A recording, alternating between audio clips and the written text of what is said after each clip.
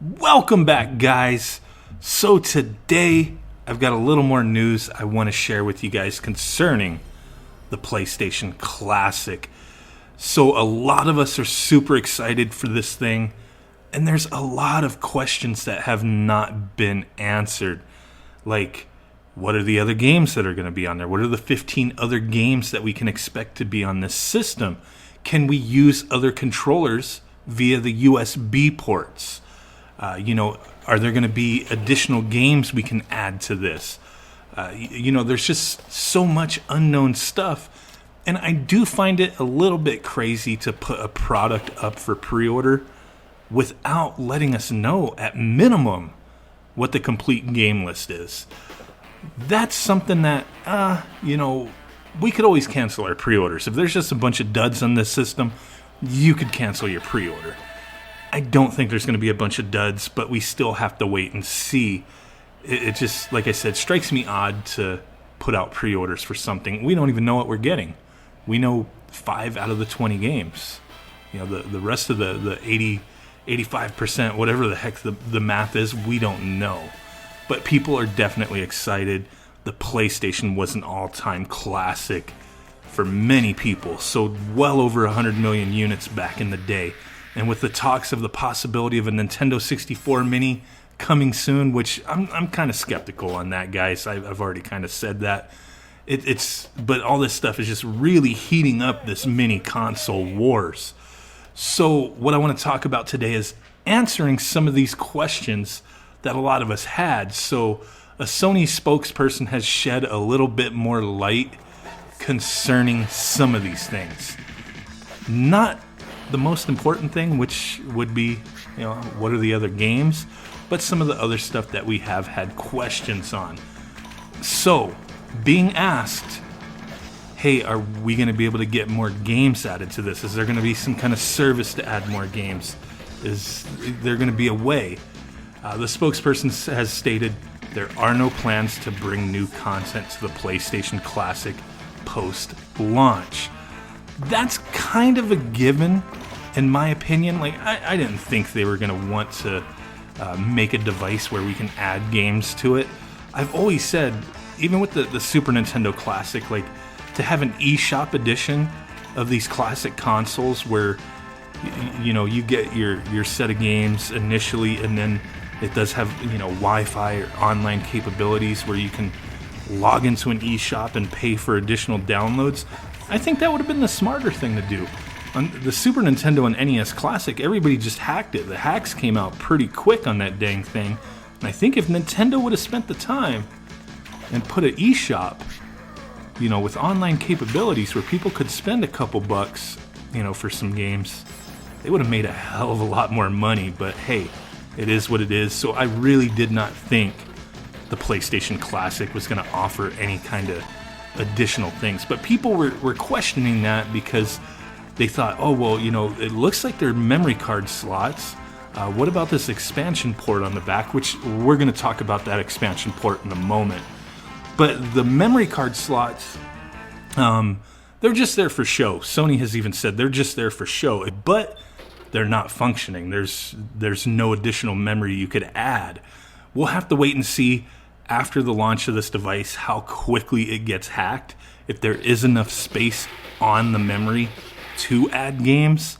Maybe if they don't have enough memory to mess with, because these games, you gotta realize, PlayStation games are a hell of a lot bigger than NES or Super Nintendo games. Sure, there are some that are not very big, but there's a lot of games that are up there in the gigabytes, multi-disc games, games that were just real heavy on full motion video and the CD soundtrack, all that kind of stuff. There's a lot of games that take up a lot of space. So depending upon how this is designed, hacking it may not be a possibility right away, but I'm sure somebody will figure something out to where, hey, maybe we could swap games around. Maybe we could do something where we can add memory to the unit. Can't wait to find out. So that was pretty much a given. We're not going to get any kind of official capacity to adding games. So another thing, and a lot of people in my comments were bringing up, I live in the U.S. I'm in the U.S. of A. So a lot of times when I'm talking about things, I'm being pretty specific to the U.S. launch of things. A lot of times I try to address, the European launch of certain things, but the vast majority of the time, due to me being in America, I'm speaking on specifics for us. But a lot of people were saying with some of my predictions and speculations that, hey, this game never came out in Europe, or, this isn't going to happen, that's not going to happen. Well, the one thing that I don't want to say I argued, but I did bring up to a lot of people is that I'm pretty damn sure between regions, there's going to be different games for each one. For the Japanese region, for the North American region, and for the European region. And Sony has pretty much confirmed that. So they talked about the 20 titles, the complete titles. And their statement on that was the 20 titles launching with the PlayStation Classic were selected due to their popularity amongst original PlayStation fans. However, it is important to note that the title list is tailored to each region. So that means each region is going to have its own specific game list. Perhaps they will share similarities, but there's going to be certain things that are different. We could fully expect the Japanese release to have a ton of differences versus the US release. Just a given, a lot more games were popular there that weren't popular here. One example that a lot of people had brought up to me with me saying, hey, I really hope Dragon Quest VII would be on this device. Well, Dragon Quest VII was the 19th best-selling game of all time on the PlayStation. All time. That's pretty crazy. It sold 4.1 million units. Now the issue with that is that over 90% of those units were sold in Japan. In the US, nobody really cared about the game.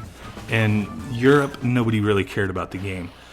It sold extremely well in Japan. So a game like that, I would expect to be on the Japanese release, but on the US release, I probably wouldn't expect it. So it's going to be kind of tough saying what are they going to put on this device if they're going off of, the best-selling or the most popular, because the most popular games, the number one selling game is Gran Turismo. The second best is Final Fantasy VII, which that's on there. The third best is Gran Turismo 2. The fourth best, Tekken 3. So we got Tekken 3. I'm pretty sure we're going to get one of the Gran Turismos. I don't think we would get both. Number 5 was Harry Potter and the Philosopher's Stone. I really don't see that coming, due to licensing agreements and whatnot. Number 6, Tomb Raider. I see that being very likely. Number 7, Final Fantasy VIII. Number 8, Crash Bandicoot. Number 9, Tomb Raider 2. And then number 10, Metal Gear Solid. And then, going through that list of 20 games, Tekken 2 is on there, Final Fantasy IX is on there. Pretty much all the Crash Bandicoots are on there. Resident Evil 2 is 16th, Spyro the Dragon, another Tomb Raider, and then 20th place is Rayman. I don't see them using that list, so I don't know 100% what they are going to be basing this decision off of when they say, they're looking at the most popular games, and because how do you really rate popular? Is it the game ratings, the Metacritic, that kind of thing? I don't know. It'll be interesting to see for sure. But another thing that they talked about, which I was really curious on, was whether or not we're going to be able to use other controllers. I thought, it's got to be a given. We should be able to use DualShock 3 and DualShock 4 controllers using USB. Well, they were asked, and their response was peripherals. Jeez, I can't talk right now.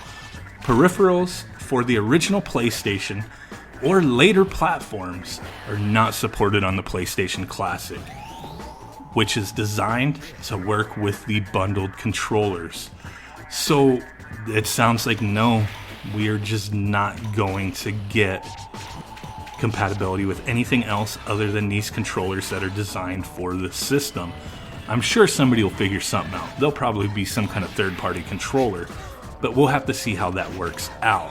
Now, before we go, the little last bit of information I wanted to talk about was concerning that little I/O port on the back.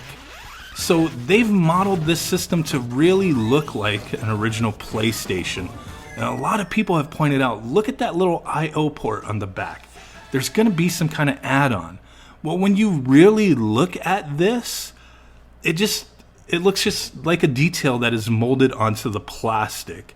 It doesn't actually look like it opens. From a distance, without blowing it up, it looks like it'll open. But if you really pay attention, it looks like the whole I/O port, like the part that would come off, if it would come off, it looks like the way it's molded is that the separation between the two halves the bottom half dips under that I/O port. And then it comes up, and that little spot where you would push in to pull the tab out, the port out, that's part of the bottom piece of the plastic, bottom piece of the half of the system.